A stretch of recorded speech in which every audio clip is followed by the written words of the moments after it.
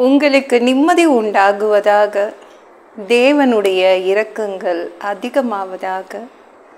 தேவன் என்ன சொல்றாங்கன்னா, உம்மை உறுதியாய் பற்றி கொண்ட மனதை உடையவன் உம்மையே நம்பியிருக்கிறபடியால் நீர் அவனை பூரண சமாதானத்துடன் காத்துக்கொள்வீர்.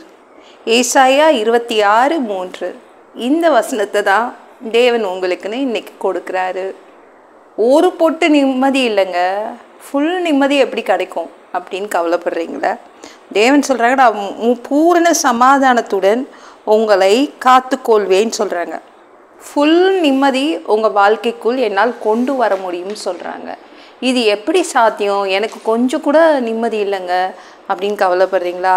உங்கள் மனசு ஃபுல்லாக இயேசுவை நம்புறீங்களா? அதனாலேயே ஃபுல் நிம்மதி வந்துடும். நீங்கள் மனசார நீங்கள் தேவனை பற்றி கொண்டு இருக்கிறீங்க, இயேசுவை பற்றி கொண்டு இருக்கீங்க, அதனாலேயே ஃபுல் நிம்மதி வந்துடும்.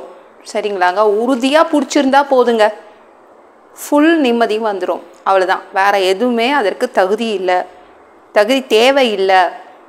எனக்கா ஏசு இருக்காருங்க அப்படின்னு மனசார நீங்கள் நம்புறீங்கள, அதுவே உங்களுக்கு முற்றிலுமான பூரணமான சமாதானத்தை கொண்டு வந்துடும், ஃபுல் நிம்மதியை கொண்டு வந்துடும்.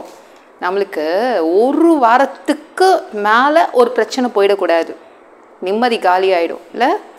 ஒரு வாரத்துக்கு மேலே ஏதாவது ஒரு பிரச்சனை போனால் எப்படி இருக்கும்ல? ஃபுல்லாக நிம்மதி போயிடும். ஒரு வாரத்துக்கு மேலே ஒரு வியாதி போகுதுன்னு வச்சுக்கோங்களேன், அப்போ எப்படி இருக்கும்ல? நிம்மதியெல்லாம் போயிடும்ல. அது பாட்டு நம்ம என்ன நினைக்கிறோம், ஒரு பிரச்சனையா, ஒரு கடன் பிரச்சனையா, ஒரு வறுமையா, ஒரு வியாதியா நின்றுடணும், ஒரு குறிப்பிட்ட காலத்தில் நிற்கணும். நிற்காமல் போனால் என்ன பண்ணுறது அப்படின்னு கவலைப்படுறீங்களே? நிற்காமல் போயிட்டுருக்கு. எனக்கு இருக்கிற பிரச்சனை காலங்களை தாண்டி அது பாட்டு போயிட்டுருக்கு, அதுவே முன்னேறிட்டு போகுதுங்க. கவலைப்படுறீங்களே? தேவன் அதை நிறுத்துவார், அதை நிறுத்துவார். உங்களுக்கு நிம்மதியை கொண்டு வருவார்.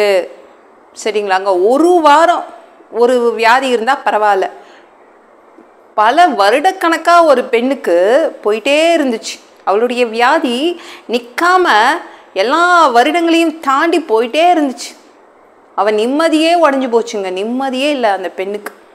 ஆனால் அவன் மனசார என்ன நினச்சானா, நான் இயேசுக்கிட்ட போயிட்டேன்னா சரியாயிடுவேன், நான் இயேசுவை பார்த்துட்டேன்னா சரியாயிடுவேன். நம்மளும் அதான் நினைக்கிறோம்ல, மனசார இயேசுவை நம்புகிறோம், உறுதியாய் அவரை பற்றி கொண்டு இருக்கிறோம்ல, அதே தான் அந்த பெண்.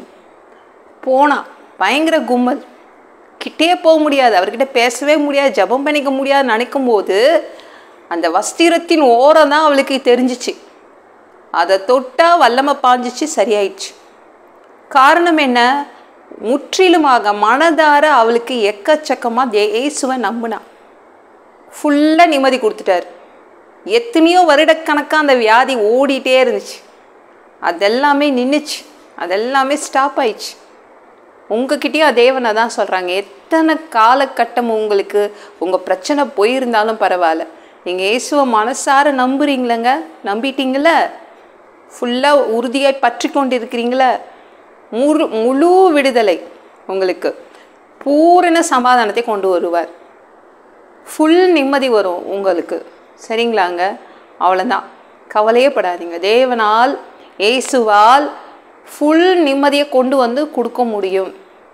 உங்கள் வீட்டுக்கு வருது, ஃபுல் நிம்மதி வருது. இந்த வீடியோ பிடிச்சிருந்துச்சுன்னா மற்றவங்களுக்கும் ஷேர் பண்ண மறக்காதீங்க. கர்த்தர் தாமே உங்களை ஆசீர்வதிப்பாராக.